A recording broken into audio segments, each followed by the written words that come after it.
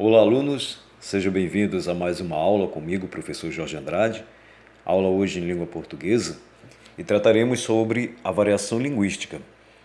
Relembrando que em assuntos passados falamos da comunicação, a importância da comunicação para uma sociedade, para uma comunidade, e que ela se realiza através da linguagem. E a linguagem se realiza, através do código, para isso, um código organizado, e esse código também conhecido como língua. Essa língua que se realiza na linguagem verbal, oral e escrita, utilizada por um grupo de indivíduos que constitui uma comunidade. Por isso que ela vai ser vista como uma construção humana histórica, organizadora da identidade dos seus usuários e também da unidade a uma cultura, a uma nação, ou seja, a importância da língua para a comunicação, para que possa aí construir essa história humana, dando a essa comunidade uma identidade e dentro dessa identidade constituindo também uma unidade chamada cultura. Por isso que sempre tratamos aqui sobre a importância da língua e da linguagem. E dentro dessa língua, nós vamos ver hoje a variação em que ela é utilizada, como ela se realiza, das formas como essa língua se realiza, das maneiras como nós utilizamos dentro de uma comunidade, dentro de uma sociedade. Por isso, variação, uma mesma língua com variedades de uso. O assunto de hoje trataremos justamente sobre essa variação.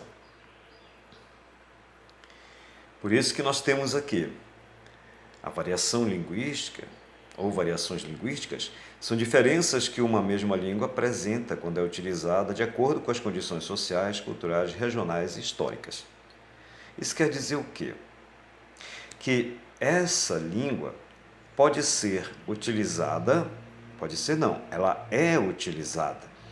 E no decorrer da história, de acordo com a região, de acordo muitas vezes com uma posição social, de acordo com um grau de estudo ou uma situação social também, ou mesmo uma situação profissional, ela vai acontecer e vai se realizar de formas diferentes, mas não deixa de ser a mesma língua. Nesse caso, tratamos aqui sobre a língua portuguesa. A língua portuguesa, que é a nossa língua matre, a qual nós utilizamos, nós nos comunicamos e a qual nós estamos aqui tratando sobre ela. Bom, a variação histórica, que é a primeira nossa variação, ela vai se referir aos estágios de desenvolvimento de uma língua ao longo da história. O exemplo disso é o português arcaico versus o português contemporâneo. O português arcaico, aquele primeiro português, aquela primeira forma como se utilizava o português logo lá no início, onde a gente vê na história da língua portuguesa, que originou-se do galego português, e do galego português veio o português. Então nós temos lá uma variação histórica, porque naquele momento as palavras e as pronúncias eram de uma maneira. E conforme o tempo, elas foram, então, se modificando. Aí nós temos aqui o trecho da carta de Pero Vaz de Caminha, já como ela foi escrita, como ela foi preparada, já diferente desse português arcaico, iniciada lá no século XII, onde vai surgir a língua portuguesa. Então, já há uma diferença aqui da linguagem do português arcaico para a linguagem do português contemporâneo. Mesmo sendo a carta de Pero Vaz de Caminha, lá em 1500, com o descobrimento do Brasil, quando ele prepara a carta e envia ao rei de Portugal, já tem-se aí diferenças com relação à primeira linhagem, às primeiras pronúncias escritas do português da origem, que é chamado português arcaico. Imagina, já da carta de Pero Vaz de Caminha, também as diferenças que temos para a nossa realidade, para o hoje, como pronunciamos, como escrevemos, as diferenças que as transformações, na verdade, que essa língua portuguesa veio recebendo, né? Veio, então, sendo modificada e transformada no decorrer da história. Trazendo um pouco mais próximo de nós, podemos, assim, recapitular algumas palavras ou termos utilizados na década de 60, de 1960, 1970, 1980. Né? Termos utilizados por nossos avós, nossos pais, que hoje caíram em desuso, mas que ficaram lá fazendo parte da história. Então há essa variação histórica, dependendo do momento da utilização da língua, dependendo do momento que aquela comunidade ou sociedade está utilizando, ela se realiza de uma forma. Conforme o transcorrer do tempo, ela vai se modificando, ela vai se transformando. Tanto que hoje nós temos uma linguagem rica também de termos voltados, por exemplo, para a informática, né? Para as redes sociais, para a área da internet. São palavras que nem se imaginava que iriam existir lá na década de 60, 70, 80. E que palavras naquele momento que eram utilizadas caíram em desuso hoje por nós e que hoje surgiram outras palavras, outros termos, até mesmo com o mesmo significado, mas de termos diferenciados. Então, essa transformação que a língua vai recebendo no decorrer do tempo é chamada de variação histórica. A variação geográfica. A variação geográfica ela vai se dar de acordo com a região. Iniciamos aqui com a língua portuguesa, né? Que sabemos que não é só o Brasil que fala a língua portuguesa. Temos também outros países, não é isso? Temos outros países que falam língua portuguesa. Isso nós já estudamos na história da língua portuguesa. Dentro do Brasil, aí vem Portugal, tem Timor-Leste, né? E vamos embora Moçambique, vamos embora com todos esses países que falam. E vejam no mapa aqui, né? Neste mapa aqui, que eu vou aproximar um pouquinho mais, que há uma diferença de região. O Brasil está na América do Sul, na Europa está Portugal, né? Na África está Guiné-Bissau, Angola, Moçambique. Já na Ásia vai estar o Timor-Leste, né? Assim como também, voltando para a África, o Cabo Verde. Então vejam, são regiões diferentes, na verdade continentes diferentes, né? E cada língua dessa, cada país desse, apesar de se tratar de falarem, né, a língua, o idioma seja o português, mas há diferenças aí nas pronúncias, na maneira de utilizar essa língua, a língua portuguesa. Aí fica exatamente essa diferença de pronúncia, né? Essa diferença muitas vezes até de conceito. Às vezes uma palavra pode significar uma coisa num país, né, ter um significado num país e em outro ter outro significado. Então, a essas formas diferenciadas de acordo com a região, nesse caso aqui o continente, nós classificamos como variação geográfica, tá?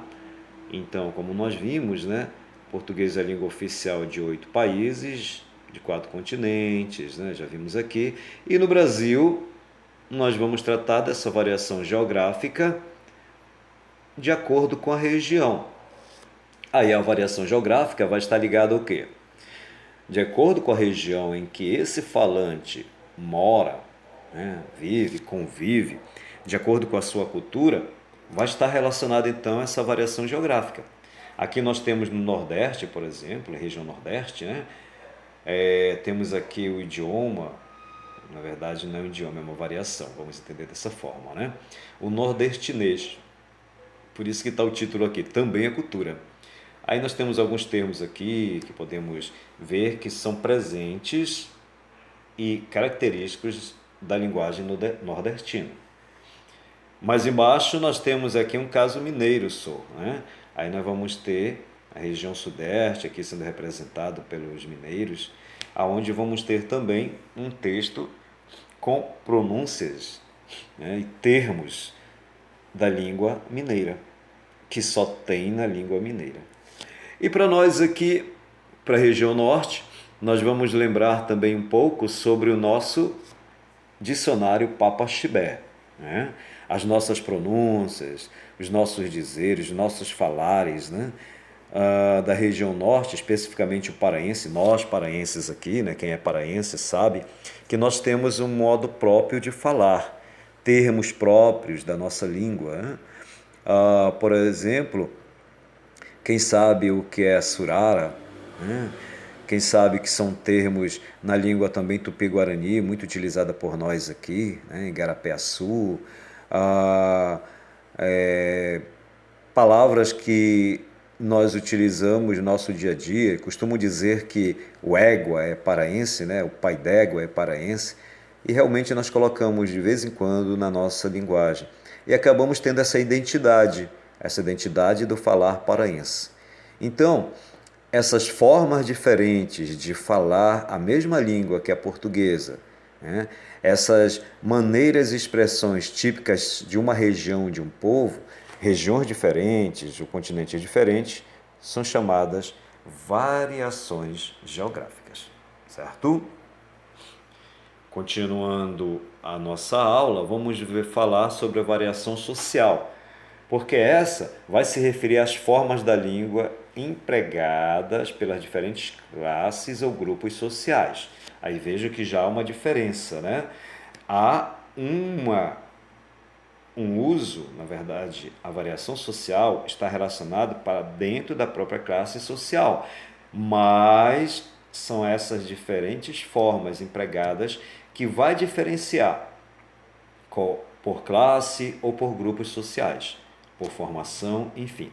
Temos o exemplo aqui, o réu vive de espórtula, tanto que é notória sua cacosmia. Palavras difíceis, né? Difíceis, melhor dizendo, né? De pronunciar e de entender. Vejam que aqui trata-se de linguajar jurídico. Né? Linguajar jurídico. E como uma atividade para você, eu já deixo para que vocês possam ver essas duas palavras aqui. Espórtula, duas não, são três agora, né? Espórtula, notória e cacosmia. Aí vocês irão fazer no caderno de vocês, irão primeiro fazer uma pesquisa e saber qual é ou quais são, na verdade, os significados dessas palavras, né? O que significam realmente? Para nós não ficou tão claro assim, né? Quem não conhece esse linguajar jurídico, não é da área jurídica, quem é sabe o que significa, mas quem não é, ficou um pouquinho complicado. Então, para descomplicar, vocês irão ver os conceitos, né?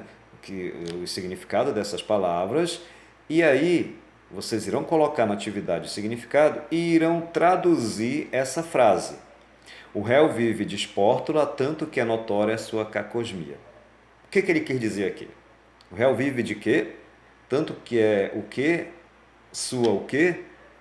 Então aí vocês é que irão pesquisar, ver o conceito das palavras e vou dizer assim para você, transcrever para uma linguagem mais comum, para ficar melhor o entendimento. Tá? Essa é uma das atividades aqui desse assunto.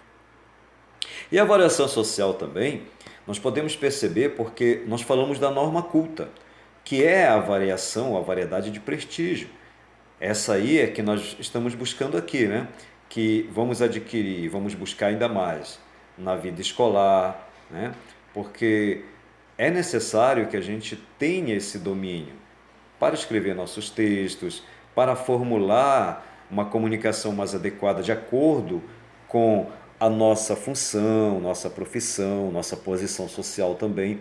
Ela é necessária, ou seja, padronizar mais a nossa língua, né? Torná-la mais culta, torná-la mais próxima, né? Próxima da língua realmente culta, da norma culta, da variedade de prestígio, como é colocado aqui. A linguagem técnica é usada no exercício de certas atividades profissionais, né? Aí nós vamos ter, por exemplo, tivemos o exemplo acima, foi uma linguagem técnica também utilizada na linguagem jurídica. Aí nós vamos ter os grupos dos médicos, né, que utilizam, tem uma linguagem própria. Nós, professores, também temos uma linguagem dentro da pedagogia, dentro do sistema que nós desenvolvemos, esse sistema educacional, temos uma linguagem própria, de termos que são conhecidos por nós também. E assim como diversas profissões que utilizam a linguagem técnica, né? A construção civil e vai embora. De acordo com o grupo profissional que o falante faz parte, ele terá também aquela linguagem técnica voltada para aquela atividade profissional. Os modos de falar masculino e feminino também possuem marcas na língua, que expressam modos próprios da fala masculina ou feminina, né? É chamada marcas de gênero, né? O uso de adjetivos, diminutivos, etc, né? Vamos tratar da palavra, por exemplo, obrigado. Aí nós vamos tratar de concordância, mas também se relaciona a esse momento. Quando alguém tem para agradecer, né? Alguém diz obrigado. Ora, se alguém colocar lá obrigado num texto ou falar obrigado, entende-se logo que o gênero é masculino. Mas quando se tratar do gênero feminino, o termo, a linguagem utilizada correta, para utilização, né, de forma correta, é obrigada. E aí nós teremos então a percepção que o indivíduo que está utilizando, né, é do sexo feminino. Tá bom? Então vejam a importância aí da língua nessas modalidades de fala. A gíria é formas de língua que certos grupos desenvolvem como um código para a comunicação entre si, para evitar a compreensão por parte daqueles que não pertencem ao grupo. Esse conceito aqui, ele está um pouco defasado, porque, na realidade, a gíria antes pertencia a determinados grupos exclusivos. Só que hoje, essa gíria ela está praticamente, né, se incorporando à linguagem do dia a dia. Porque se nós percebermos, não faz mais parte só alguns termos considerados como gíria de alguns grupos, e sim são termos utilizados de forma geral. Porque determinadas palavras, gírias, né, a gente vê muita gente falando na gíria, incorpora ali essas expressões e que acaba fazendo parte da linguagem do dia a dia. E isso está se tornando tão comum que deixou de pertencer a determinados grupos e está, na verdade, generalizando na língua. Então, é necessário perceber essa gíria também como algo que surge em um determinado grupo e depois ela vai se incorporando à linguagem do dia a dia. A gíria, na verdade, está acontecendo assim. Diferente, né, do jargão. O jargão, aí sim, jargão pertence a determinados grupos. Podemos dizer que ele faz parte até da linguagem técnica de áreas profissionais. Os jargões, né, que são tidos e utilizados por determinados grupos dentro da língua. Tá bom? Dentro da forma, né, de se expressar e de se comunicar.